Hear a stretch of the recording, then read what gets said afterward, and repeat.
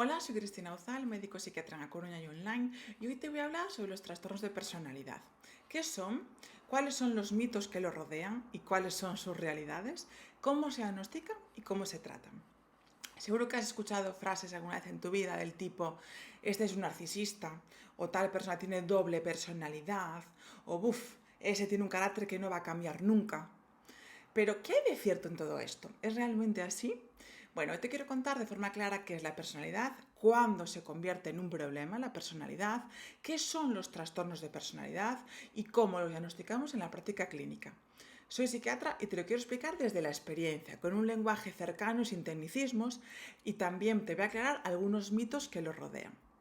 Bueno, para empezar, la personalidad es ese conjunto, digamos, de características psicológicas, psíquicas, pensamientos, emociones y conductas que nos hacen únicos y que suelen ser relativamente estables a lo largo del tiempo. Son como nuestra forma de estar en el mundo y de comportarnos y de pensar y de actuar, etcétera, ¿no? Es lo que explica, pues, por qué tú eres tú y yo soy yo, de alguna manera. Pero ojo, la personalidad no es una cosa fija, es algo que se puede moldear en base a las experiencias que vivimos, sobre todo en nuestra infancia y adolescencia, también con la educación que recibimos a nivel formal y también con lo que recibimos en casa en nuestras familias y el propio crecimiento personal que uno puede hacer de sí mismo, ¿no? Todos conocemos a alguien que con los años ha cambiado, ojo. Quizás era una persona tímida y ahora pues es más abierto, o alguien pues que aprendió a controlar mejor su carácter. Esto también es la personalidad que está en movimiento, porque no es una cosa estática, sino que con el paso del tiempo y los años va cambiando, se va moldeando, etc. Entonces, ¿qué son los trastornos de personalidad? Pues bien, un trastorno de personalidad aparece cuando estos rasgos, ¿no? Estas características psíquicas, psicológicas, pensamientos y comportamientos dejan de ser flexibles, dejan de ser moldeables y se vuelven cosas rígidas, y también cuando generan sufrimiento o problemas en la vida diaria, que habitualmente suele ser en las relaciones con los demás, pero también en el trabajo, que al final son relaciones con los demás, ¿no? Con uno mismo, relaciones con uno mismo, en la propia autoestima, etc. Por ejemplo, el trastorno límite de la personalidad, que es bastante conocido, se caracteriza por emociones intensas, tanto positivas como negativas, relaciones inestables y escasa tolerancia a la frustración. El trastorno narcisista, que también se habla bastante de él últimamente, sobre todo en temas de pareja, ¿no? Pues se centra básicamente en una autoimagen distorsionada, ¿no? De la propia persona que tiene de sí mismo y su necesidad de admiración. O el trastorno antisocial de la personalidad, que se refleja, bueno, una falta de empatía en la propia persona y de respeto por las normas sociales y por tanto hacia los demás.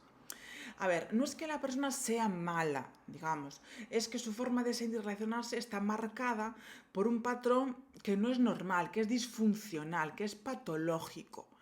Es algo que necesita de tratamiento y de acompañamiento, pues para poder intentar cambiar, intentar moldear, como decía antes, no darle una forma diferente.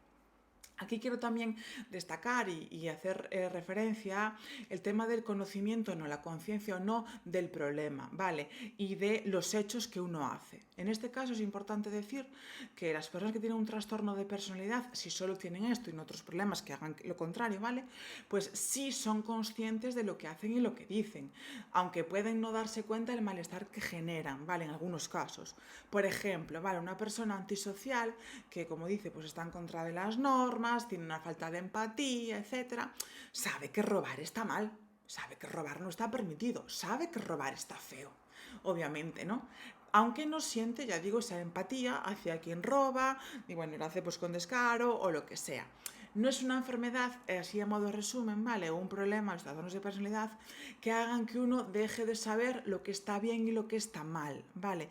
Sí que lo saben, pero bueno, por el motivo que sea, les da igual, o no lo dan controlado, o lo que sea, pero sí lo saben, y esto, que aquí parece que es un poco importante, ¿vale? De cara a consecuencias legales, sí es importante, porque de hecho, bueno, cambia precisamente el escenario, ¿no?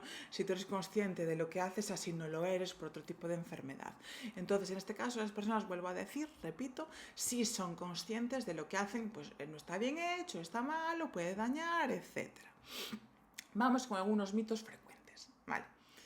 Primero, no es lo mismo tener un carácter fuerte o un carácter dominante, ¿vale? Que un trastorno de la personalidad. Todos tenemos nuestra forma de ser, nuestra personalidad, que a ver, no es ni mejor ni peor de entrada. Puede ser pues que nos fastidie más en unas cosas o en otras, ¿vale? Pero no lo podemos confundir con el temperamento o con un carácter fuerte dominante, ¿vale? Porque no es lo mismo que un trastorno de personalidad, son cosas diferentes. Tampoco es lo mismo un trastorno de personalidad, pues a una enfermedad como puede ser, por ejemplo, la esquizofrenia o la depresión, ¿vale? Son problemas diferentes. Si hablamos de fases agudas de descompensación del paciente de una esquizofrenia, pues aquí el paciente no suele ser consciente, y aquí voy a lo de antes, no suele ser consciente de lo que está bien y lo que está mal, porque está en ese momento fuera de la realidad. Vale, y las personas con un trastorno de personalidad sí que son conscientes de ello, pero no son equivalentes ni son lo mismo, son enfermedades mentales totalmente diferentes realmente, ¿no? También, tener un trastorno de la personalidad no significa que uno esté condenado, ¿vale? Y no hay opciones de recuperación o que no se pueda mejorar. Con el tratamiento adecuado, la calidad de vida sí que puede mejorar muchísimo, tanto la de la propia persona como la de la gente que le rodea. Requiere, eso sí, de mucho trabajo a nivel personal, principalmente psicológico, psicoterapia. Los fármacos pueden ayudar algo, no solucionan. Y también el apoyo a nivel familiar, el trabajo a nivel familiar es muy positivo y también ayuda. ¿Cómo se diagnostican los trastornos de personalidad? Vamos ahora al meollo. Bueno, el diagnóstico de un trastorno de personalidad no se hace a la ligera, no es porque un día te diga una cosa a una persona o tú la veas un poco inestable, a la venga, ya tiene un trastorno de la personalidad. No, porque es que si me apuras, inestables, en algún momento de nuestra vida podemos estar cualquiera, realmente, ¿no? Entonces, los trastornos de personalidad necesitan de una valoración en profundidad, con entrevistas clínicas, con una exploración psiquiátrica y psicológica, y también se pueden usar test validados científicamente. Es cierto que el tema de los test no es obligatorio, ¿vale? Pero nos ayuda en caso de dudas y también son una herramienta para apoyar más el diagnóstico. Esto no es algo que uno pueda diagnosticar haciendo un test en internet o leyendo, bueno, pues unos ítems que ahí ponga que recuerdan a eso o que indican que uno pues tiene eso. No, es que no es así realmente. Bueno, en mi clínica disponemos de una evaluación de la personalidad, que es la evaluación llamada Praxis, que específicamente es para diagnosticar los trastornos de personalidad o los posibles trastornos de personalidad, ¿no? Y básicamente consiste en una entrevista en profundidad con psiquiatría y también una con psicología, y sí que pasamos un test que está validado científicamente y en este caso obviamente ofrecemos un informe final con todos los resultados y recomendaciones. Este estudio no solamente sirve para personas que crean o tengan dudas de un trastorno de la personalidad, sino también pues, para conocerse mejor, entender cómo funcionamos y en qué áreas cada uno puede trabajar, ¿no? De su propia vida. Hablar de trastornos de la personalidad no es poner etiquetas, no quiero que nadie, ya digo, se sienta condenado, realmente debería ser abrir una puerta al autoconocimiento de uno mismo, vale la redundancia, y la posibilidad de cambio. Si este vídeo te ha ayudado a entenderlo mejor, dale like, compártelo y suscríbete a mi canal para recibir más vídeos sobre salud mental. Y si crees además que este tema puede ser útil para ti o a alguien cercano, en la descripción te voy a dejar el enlace para la evaluación Praxis.